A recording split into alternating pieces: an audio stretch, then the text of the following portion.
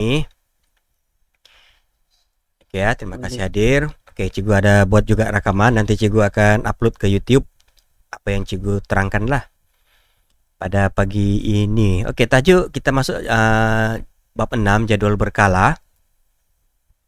Oke, dalam tajuk ini kita akan belajar 6.1 pengelasan unsur. Oke, untuk pengetahuan aswar, semua benda yang ada di sekeliling kita ini, kalau dalam sains ada dia punya kelas ya. Semua benda, apa benda yang kamu ada di sekeliling kamu tengok di lantai, di sekeliling lah, di atap, siling rumah kamu, ya. Semua sebenarnya itu ada dia punya kelas. Dalam sains ya, kita kelaskan dia. Tentu kamu pernah dengar perkataan pepejal, cecair, gas kan? Pernah dengar kan? Pepejal, cecair, dan juga gas. Jadi kalau kita tengok sekeliling kita kebanyakannya dalam bentuk pepejal.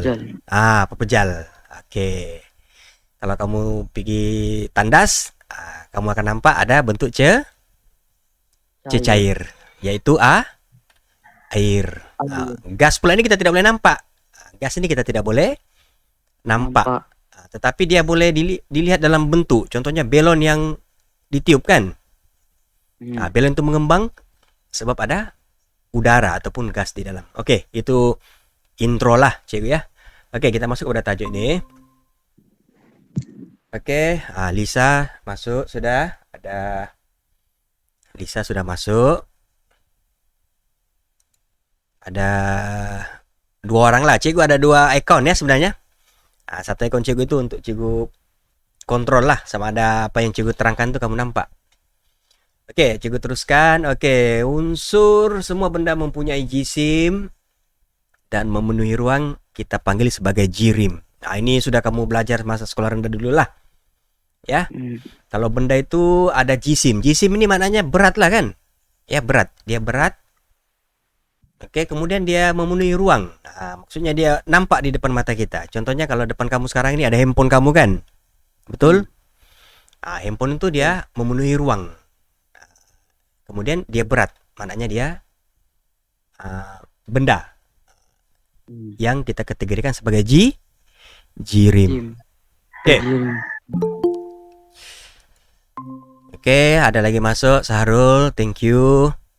Oke, jadi jirim pula terdiri daripada zara-zara yang kecil dan diskrit ya, disebut sebagai atom.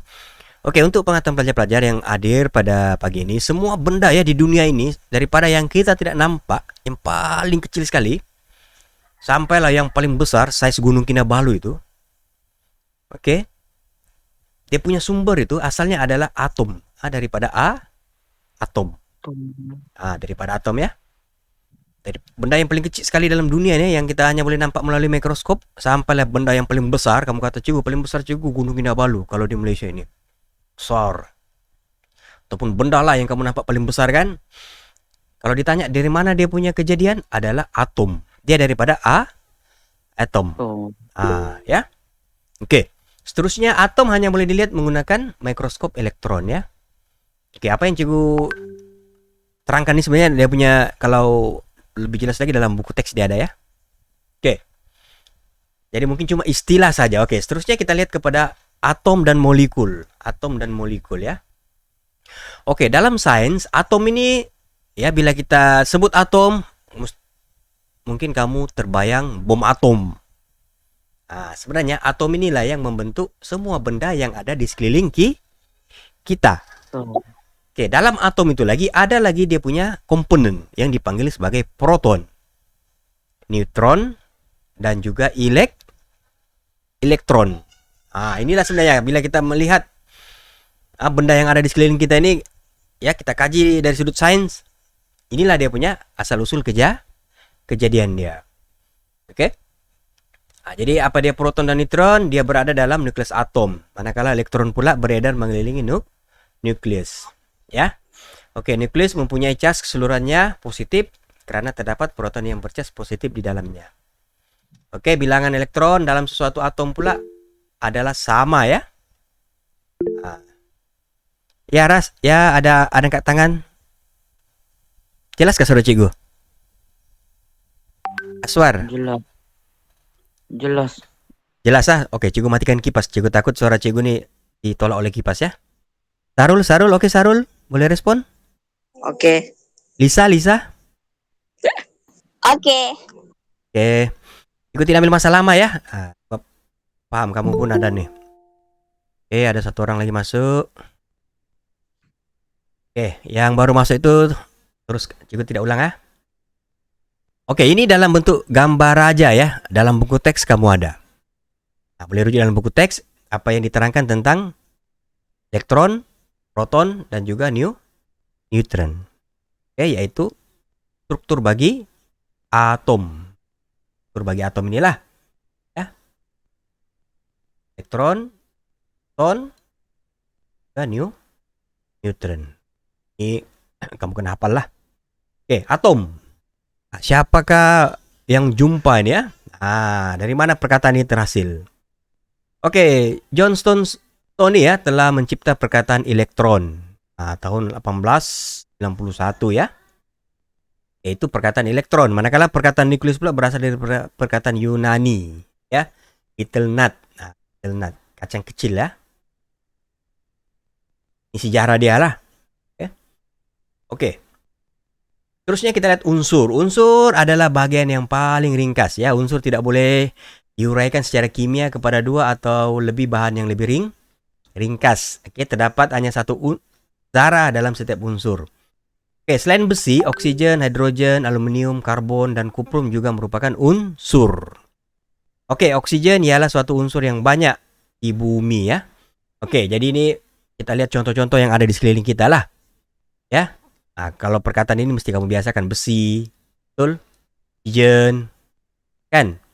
Oke, aluminium.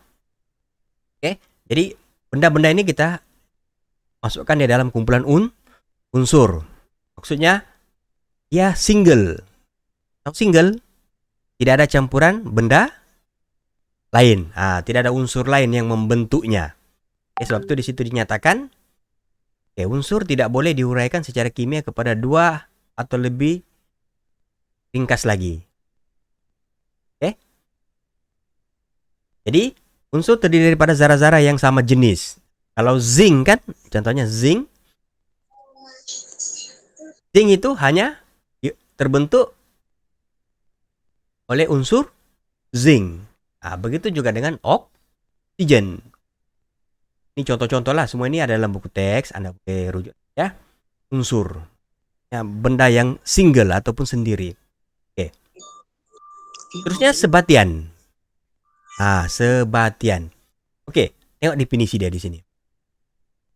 Dua atau lebih unsur yang bergabung secara kimia. Juga ambil contoh lah, kalau pakai tadi kamu sarapan, air panas, kamu letak dengan gula. Apa rasa air itu? Manis. Oke, maknanya di sini ada dua unsur sudah bergabung kan? Satu air panas, air lah kan, tapi dia panas. Satu lagi gula. Maka dia menghasilkan benda baru, yaitu air yang manis. Itu contoh mudah cikgu bagi supaya kamu paham macam mana sebatian ini terjadi. Oke, semuanya akan berlaku akibat tindak balas kimia. Kimia ya, mesti ada tindak balas kimia. Oke, sebatian boleh dihasilkan di dalam amal atau terhasil secara semula jadi ya. Contoh sebatian ialah seperti aluminium oksida. Zinc sulfida. Besi klorida, gula tadi yang juga bagi tahu, air dan juga garam. Jelas di sini ya.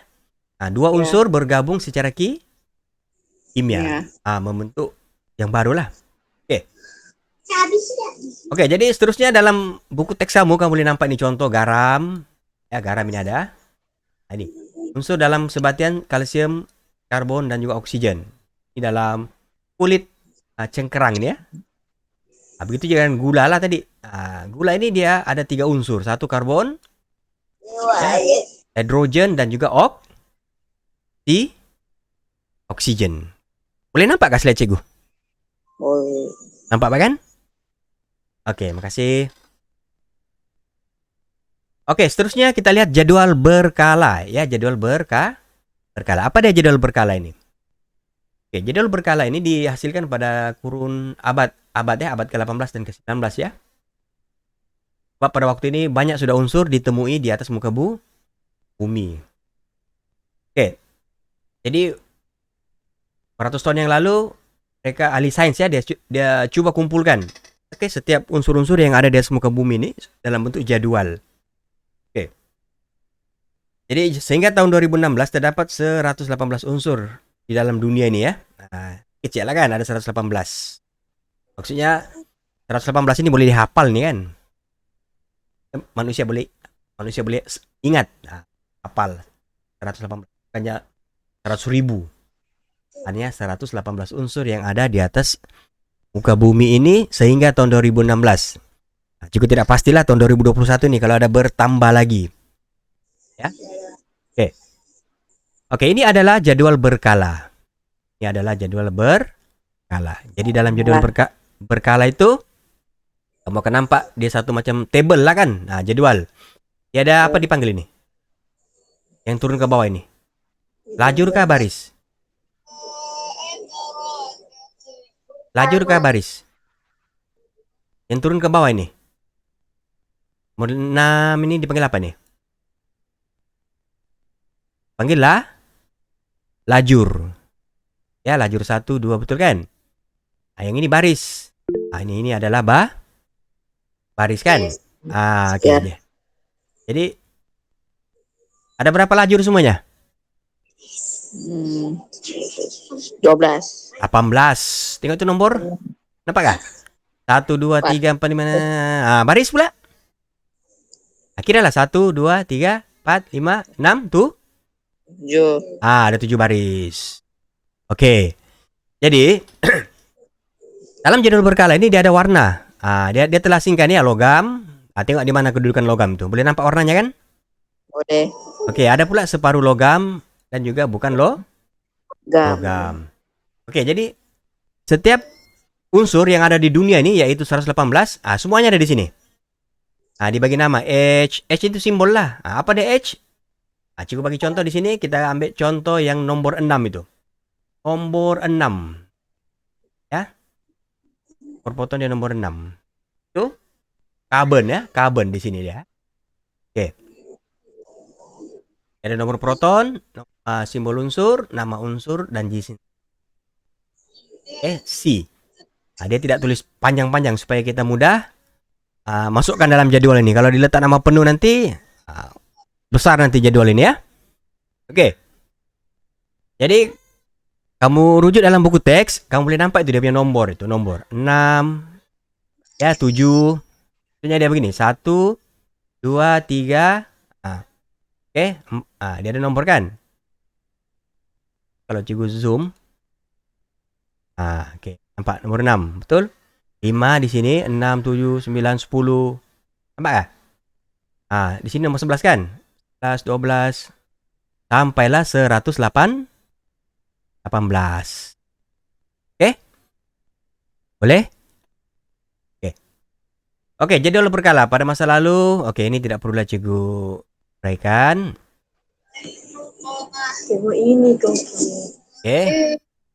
Oke, hari ini nama-nama unsur yang baru ditemukan perlu disahkan oleh Union of Pure and International Union of Pure and Applied Chemistry ya. Ini Jepak, kalau ada jumpa lah, kalau katakan kamu ada jumpa, nanti dia akan masuk ke nomor 119 kan. 120. Tapi ini bukan mudah untuk, sebab dia perlu pengesahan ya. Oke, jadi inilah dia punya sejarah macam mana setiap unsur ini bila ditemui dibagi nama ya. Contohnya unsur 104. Unsur 104 dia punya nama Rutherfordium RF. Tengok tahun bila dijumpa. 1969. Oke. Yang tadi ini ada dinyatakan kan? Ya. Belum dinyatakan secara rasmi apa dia punya nama. Masih Antrium. Ini dia punya istilah. Tapi belum ada lagi istilah yang rasmi macam di atas ini. Oke. Hingga hari inilah. Aku tidak pasti apa sebab lah ya. Oke. Oke, perbedaan dan ciri-ciri logam dan bukan logam. Ah, ini mudah. Nah, ini sangat mudah lah. Coba bagi cikgu satu contoh.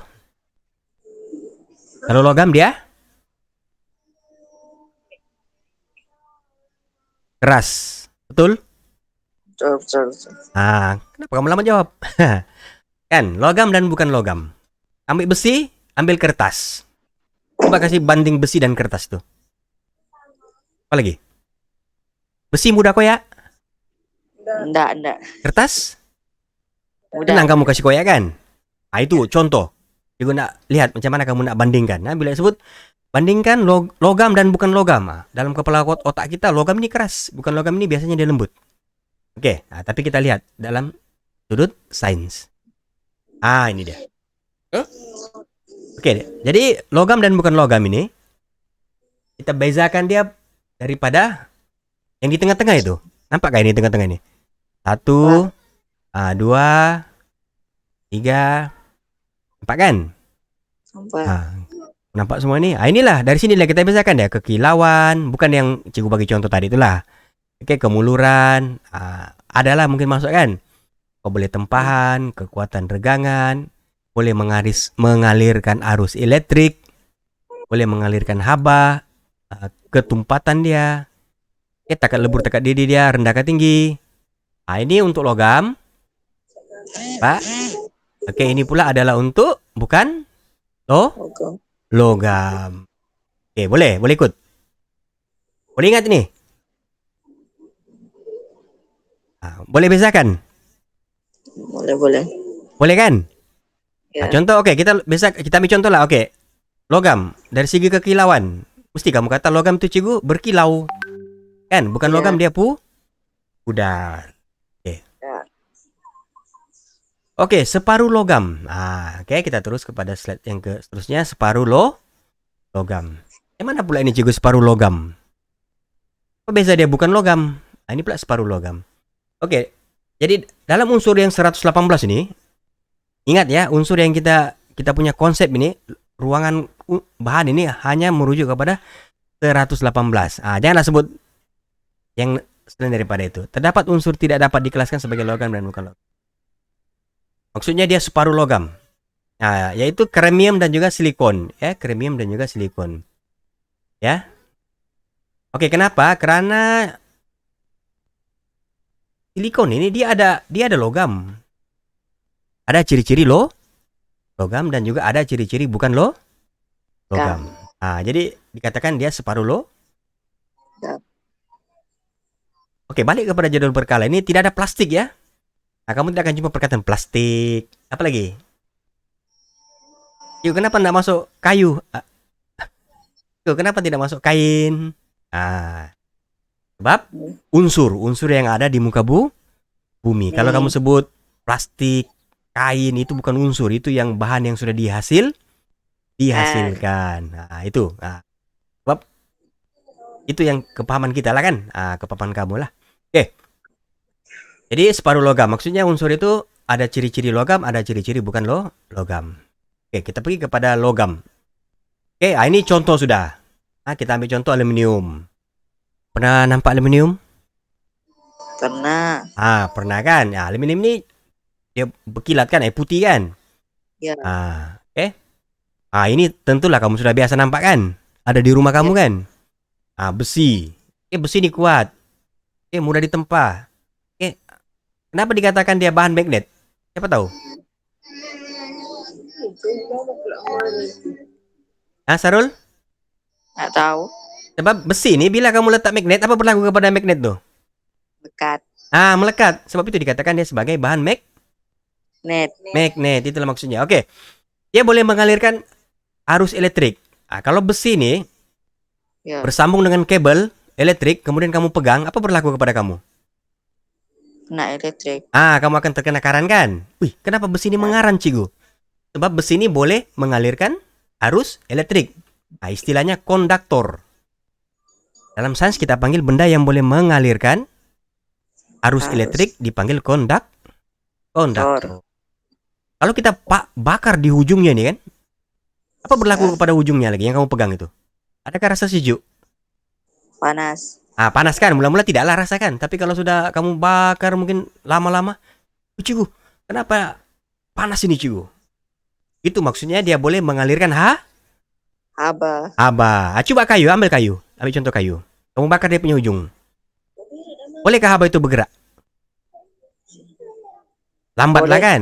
Dia bergerak tapi dia lambat. Bat. Mungkin dia bergerak itu dia sudah terbakar. Tuh. Oke, kita ambil contoh kuprum. Ini berapa contoh sudah logam kuprum. Ini kamu biasa kita panggil tembaga. Ini dia punya ciri-ciri. Kalau banding kuprum dengan besi, mana lebih keras? Besi. Besi. Kuprum ini kamu boleh kasih bengkok-bengkok kan? Ya. Oke. Terusnya zinc. Pernah nampak zinc? Pernah. Tengok atap rumah kita. Kebanyakannya diperbuat daripada Zinc. zinc. Oke. Ini contoh-contoh saja. Oke, seterusnya bukan logam. Jadi dulu cikgu mengajar, pelajar cikgu ini bila disebut cikgu bagi contoh bukan logam, terus plastik, baju, kain, straw. Kenapa jawaban itu salah? Kenapa jawaban itu salah? Sebab dia bukan unsur yang masuk dalam jadwal berkala. Jadi yalah kadang-kadang jawaban dia betul, tetapi dari segi sudut sains ini dia salah. Coba bagi soalan hari itu, bagi contoh logam dan bukan logam. Logam dia bagi besi, kuprum. Kali bukan logam, dia bagi kertas. Dia bagi sudut plastik, betul gitu. Kalau dari secara biasa memang betul lah kan. Tetapi dari sains tidak boleh. Jadi bukan logam. Jadi contoh di sini logam ini adalah iodin. Iodin ini adalah unsur ya. Ini ada dalam muka bumi nih iodin ya. Boleh diperolehi daripada ke bumi. Oke. Klorin. Gas klorin. Klorin ini pun sama ya. Ada di dalam jadwal berkala. Jadi mudah saja kalau diminta contoh ya, cikgu nek balik. Di sini kan ada dia bagi contoh bukan logam kan. Maknanya pelajar paham nih jadwal berkala. Insya Allah jawaban kamu akan betul lah di sini. Kalau dibagi contoh logam dan bukan logam. Oke, seterusnya sulfur. Pernah tengok sulfur? Orang kampung panggil belerang. Kalau kamu pergi Aulia sana, ada dijual ini. Biasa orang beli ini dia bilang menghalau serangga berbisa, ular, kalajengking. Dia warna kuning nih ya. Sulfur. Ini antara unsur yang paling banyak di muka bumi ya. Banyak ini sulfur nih. Kalau di makmal sains ini dia sudah dalam bentuk serbuk. Ini dalam bentuk pepejal kan. Tepung kalau di makmal. Kalau berpeluang nanti insya Allah buka sekolah kita pergi makmal. Coba akan tunjuklah contoh-contoh ini. Oke, seterusnya bukan logam yang lain. Karbon. Ini lagi banyak ya, karbon. Ya, coba tengok kamu punya pensil. Ada pensel? Ada pensel kan? Ada. Dia warna hitam kan, betul? Ya. Itulah itu. Itu diperbuat daripada karbon. Oke? Yang kedua dia boleh mengalir konduktor elektrik yang baik. Maknanya dia boleh mengalirkan arus elektrik. Bila disebut konduktor, maknanya dia boleh mengalirkan. Oke, menghargai ketertiban unsur yang wujud dalam alam ini. Oke. Rasa mau sampai sudah di ujung. Oke, betul. Jadi, ingat ya, unsur yang wujud dalam alam ini yang dalam jadwal berkala sahaja ya. Ingat, fokus kita dalam jadwal berkala. Oke. Kegunaan dia inilah membuat barangan perhiasan, emas, perak, dan juga platinum. Betul? Ya. Oke. Kedua, digunakan dalam bidang pembinaan, pengangkutan, kesehatan, perubatan, pertanian, dan juga perindustrian. Inilah kepentingan unsur ya yang wujud dalam alam kita lah. Oke. Jadi kalau ditanya apakah kepentingan dia, itulah barang kemas, mestilah daripada emas, perak, platinum kan. Berlian. Berlian ada dalam unsur dia ya, berlian. Berlian ini diperbuat daripada asal usulnya daripada karbon lah. Ya. Seterusnya kita juga harus menghargai lah jasa sains ya. Ingat, beratus tahun dahulu mereka sudah berusaha ya mengesan, menyusun, melengkapkan jadwal berkala ya yang ada 118 unsur ya. Yang kita gunakan pada hari ini membolehkan kita mengenal pasti dan juga mengetahui ya logam-logam ataupun bahan-bahan yang ada di dalam dunia inilah. Oke, ini kita kena berterima kasih lah saintis Anthony ya. Anthony Lavoisier. Ini macam Perancis kalau juga tidak silap. Kan? Dia bagikan logam pada bukan logam. Oke, jadi untuk hari ini terima kasih yang hadir. Insyaallah akan datang kita buat seperti ini lagi lah supaya kamu tidak bosan. Ada interaktif. Cikgu rakam ya. Nanti cikgu akan masukkan ke YouTube. Kawan-kawan kamu yang tidak boleh online, nanti mereka boleh rujuklah nanti di sana. Oke, terima kasih semua yang hadir. Aswar, Sahrul, Nurul, dan juga si Lisa tadi ya, dia sudah live. Oke, insyaallah akan datang kita buat seperti ini lagi lah, lebih seronok betul. Cikgu harap kamu tidak ada masalah lah kan? Tidak apa, satu orang ke dua orang cikgu akan gunalah kaedah ini. Oke, terima kasih. Boleh kamu buka kamera kak? Cikgu mau ambil gambar kamu. Oke, Nurul? Aku nampak. Ya nih, si Nurul udah nampak. Ini si Aswar baring-baring lagi Sarul. Oke, Nurul. Oke, tidak apalah. Oke, cikgu mau print screen supaya cikgu mau bukti, cikgu mengajar. Ya, jangan malu, kita belajar. Oke, terima kasih banyak. Oke, kita jumpa lagi. Assalamualaikum warahmatullahi wabarakatuh. Boleh live. Salam.